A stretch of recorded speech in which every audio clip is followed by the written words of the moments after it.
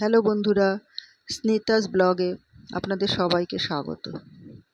আজ শুভ মহা অষ্টমী, তাই শুভ মহা অষ্টমীর প্রীতি, শুভেচ্ছা ও অভিনন্দন জানালাম আপনাদের সবাইকে। আজ আমি জানাবো আমার পাড়ার কথা, আমি কোথায় থাকি। আপনারা অনেকেই আমাকে প্রশ্ন করেছেন যে আমি কোথায় থাকি।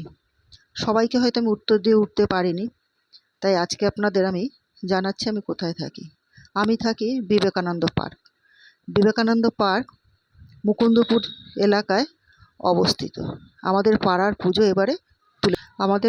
এবারে থিম সবুজের আস্তরণ। প্রথমে দেখাচ্ছি আপনাদের লাইটিং, মানে পুরো রাস্তা আমাদের এইভাবে লাইট দিয়ে সাজানো, আর গাছের মধ্যে সুন্দর করে লাইট দেওয়া আছে বলে আরও সুন্দর লাগছে দেখতে। দেখুন, আমি একটু একটু একটু করে দিয়ে প্যান্ডেলের দিকে আগাচ্ছি।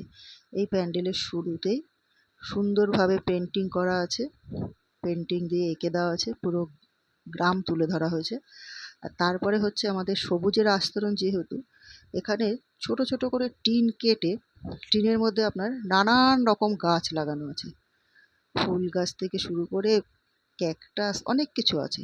আর কতগুলো এখানে মূর্তিগুলো হচ্ছে জঙ্গলের পশু পাখির, তার কারণ ম্যাক্সিমাম জঙ্গলের অধিকারী হচ্ছে ওরা, তার জন্য এর থিমটাকে এই করেই বোঝানো হয়েছে যে সবুজের আস্তরণ।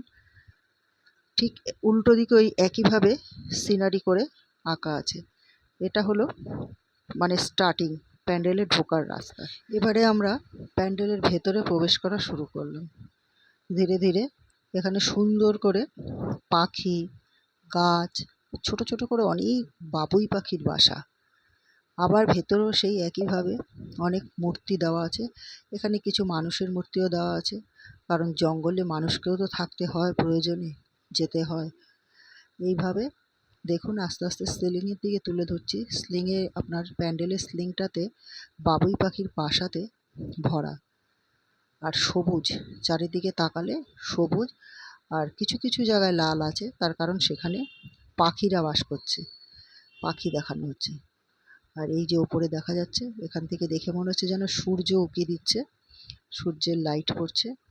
সেইভাবেই তৈরি করা হয়েছে প্যান্ডেলটি। এবারে দেখাবো প্রাইজ, আমাদের পাড়া কতগুলো প্রাইজ পেয়েছে।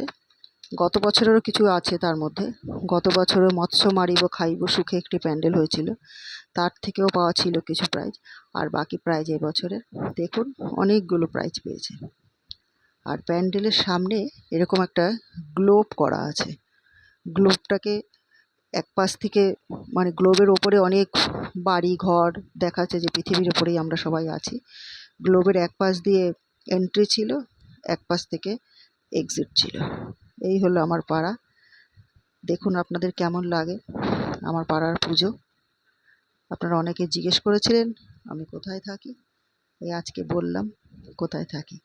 আর এর পরের যে পুজোটি দেখাবো, আর এটা হচ্ছে আমাদের পাড়ার পুজোর প্রতিমা ছোট করে যেখানে সবাই অঞ্জলি দেবে করা আছে। আর বাকি যে থিমের সাথে ম্যাচিং করে যে মায়ের মূর্তি আছে, সেটা হচ্ছে এখানে আলাদা করে রাখা আছে। আর মায়ের ওপর দিকটা স্লিংটা, সেটাও খুব সুন্দর কারুকার্য করা আছে। এর পরের যে পূজাটি দেখাবো সেটা হচ্ছে আমার প্রতিবেশীর বাড়ির পুজো। যিনি এখানে বলছিলেন উনি হচ্ছে প্রতিবেশীর বাড়িতে পুজোয় ভোগ আনতে বলেছিল আমাকে, তাই একটু ভোগ নিয়ে আসলাম। সাথে তাপসদার মিসেসও ছিলেন। এই হচ্ছে পুরোহিত মশাই, পুরো পুজোর দায়িত্ব তার উপরে। আর এই যে মায়ের প্রতিমা, এক কাঠামোয় প্রতিমা করেছে, প্রতিমাও খুব সুন্দর হয়েছে। আর এই তাপসদা একটু অ্যানাউন্সমেন্ট করছেন, তার কারণ সবাই যাতে ভালোভাবে অঞ্জলি দিতে পারে এবং মাকে দর্শন করতে পারে। যেহেতু জায়গাটা খুব ছোট, তাই তাপসদা সবাইকে রিকোয়েস্ট করছেন।